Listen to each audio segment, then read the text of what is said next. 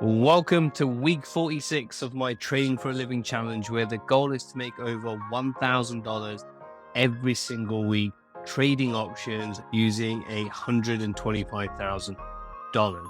So in this video, we're going to go through how we did in week 45.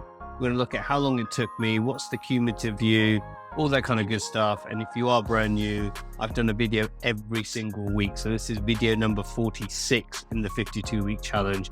The full playlist is down below and linked inside the description. So week 45, you can see here, we made $1,384 against a goal of $1,029.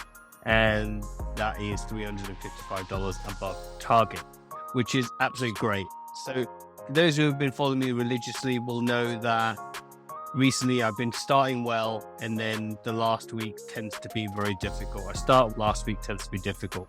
And the reason for that is because I like to roll my options 21 days before expiration, which is always in the last week of the month.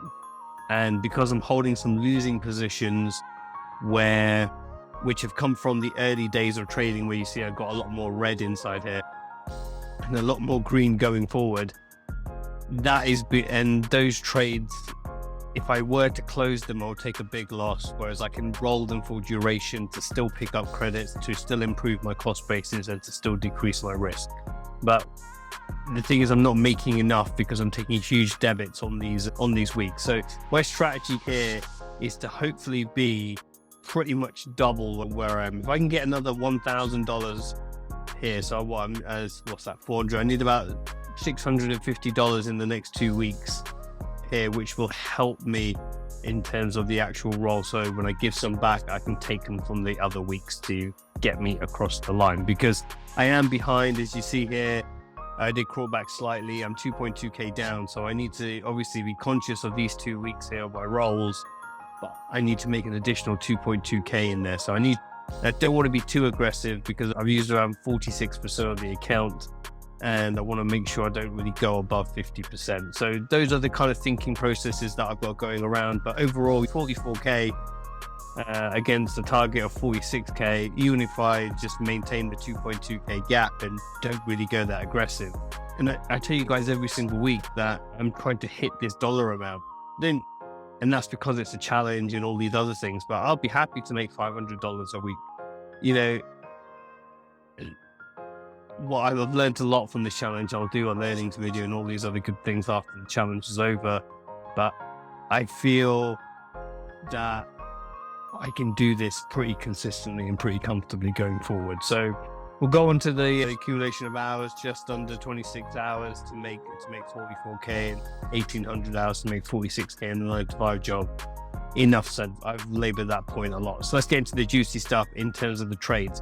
So we've got two screenshots. I did trades on Thursday and Friday. So on Friday, I did Tesla and Meta, and on Thursday, I did IWM. These were the ones I should have rolled, but I got a bit lazy. They're being brought into this week. So if we have a look at Tesla MyS.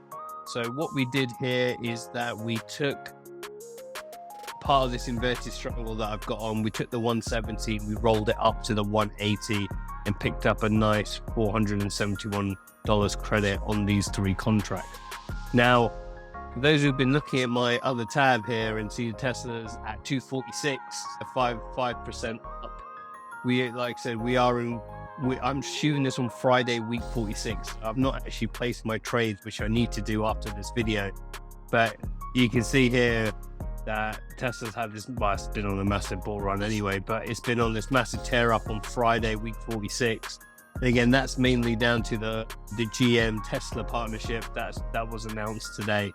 So that is what's causing this over here, which is good for my shares that are at 282.50, but it's not great for my short 140 call or my short 205-200 call that I've got on there as well. I'll be rolling this 180 up, probably over to the 205-210, pick up a nice juicy credit for doing that. That's going to help me bring in more premium, but it really does put a lot of trouble in. The only good thing we still got a lot of time left on this. We've got, I don't know what the time is, but we've yeah, we pretty much got this week 46 is finished. We got 2 weeks.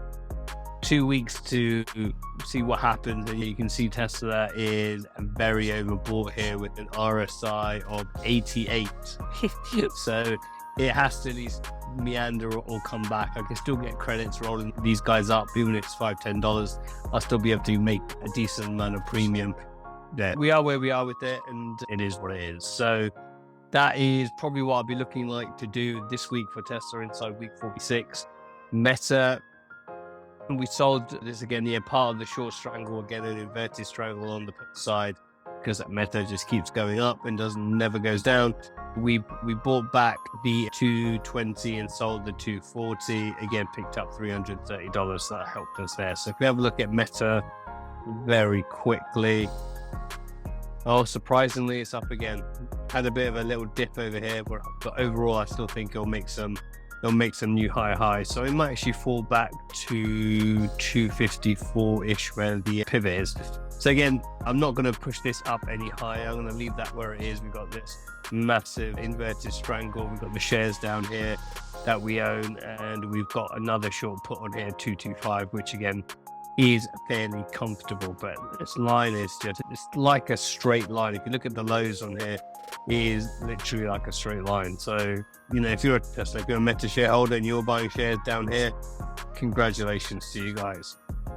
So if we have a look at Coinbase, got a bit of an issue with the SEC, I think it was, in terms of fraud and stuff, but we are where we are. So we had this massive dip down, but again, it's jumped back up to its monthly pivot. So again, we're out the money on everything. The $45 put still hasn't been hit. It got to a low, if I can highlight the right thing, got to a low of 46.45. Didn't they get hit? And we've got two calls here. I'll be rolling these two down, I think, today, just to again pick up some extra premium. So that's probably the roll there. Google. Let's have a look, see what's going on here with Google. Got the 110 put. Again, I can probably roll this up to the 115 and pick up some extra premium, so it's always good. And then we've got IWM. So IWM, what we did, we bought back the two strangles and widened them out very slightly, and we made a total of $583. And you could argue that could have been in the last week's video, just because I got lazy. We are where we are. Well, great. Did not see this bad boy happen here. Okay, so we're in a situation where we are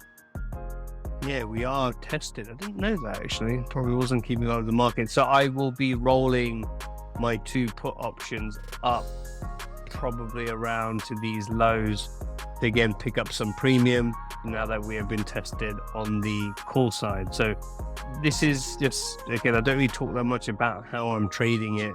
So just based on assumption that you guys have been following my videos, and if you're not, you should be. So if we have a look at this, the way this works is when I sell a strangle and one of my sides has been tested. So you can see here that both of the two different strangles I've got, they've both been tested on the call side. So if we have a think about what's happening with these put options, so the put option of, not put, the options in general. So the options I sold, for these calls that I sold, they will be increasing in value. So if I was to buy these back, I'll be buying these options back at a loss. And if we have a look at these put options ones, they will be decreasing in value, and therefore if I were to close them, I would end up as a profit because it is further out the money, and now the calls are now in the money. So that's how it works in terms of what happens to the option pricing. And what I do is when one side gets tested, I roll up the untested side. And so what that does two things. A, it brings in more premium. It brings in credits. This is what we want to do. We want to keep bringing in credits and credits and credits. And secondly, what it does, it doesn't completely neutralizes, but reduces my delta and risk on the position. So if we think about this, let's just say, I don't know what the delta was at the time, but let's just say when we sold this position, we had a 20 delta strangle on each side. So now the delta on this put is probably like 3, right? It's not really doing that much to me because it's on there. Where the delta on here, because it's pretty much at the money where it is now is probably around 45, right?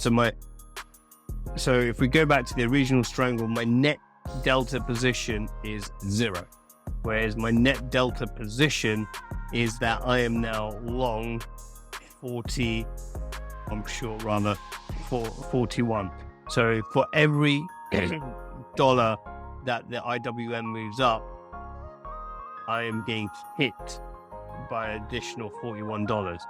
And what it's saying here is for every dollar IWM goes down, I'm getting hit $3. So I'm getting hit on the call side here. I'm getting hit on the call side. So what we do is that we roll this up to bring premium, and let's say we move the delta to 20, right? So now, instead of my overall delta in the position being 41, it's now 25. So I'm reducing my risk in my exposure. So now if IWM goes up, I'm only getting a minus $25 as opposed to a minus $41 per $1 move. And that's the reason why you do it. Now, I've got more videos on this, which again, I can link to inside the description that goes into this more detail, but I'm starting a whole new segment that I've started recording, I've not yet released, on me physically going into my IBKR brokerage account and placing live trades. So you can see what happens if and when I get tested and all of these kind of good stuff. So if you're not subscribed, make sure you do. Hopefully this kind of makes sense. And again, you'll see next week I would have rolled up these two puts. I don't know where yet. I don't really look at the chart anymore. I really base it on deltas, but I'll probably put it around 170-ish or where these lows are for the rest of this July cycle, and then take it from there. So I really hope you've enjoyed this video, and make sure you like and subscribe, and I shall see you guys in the next one.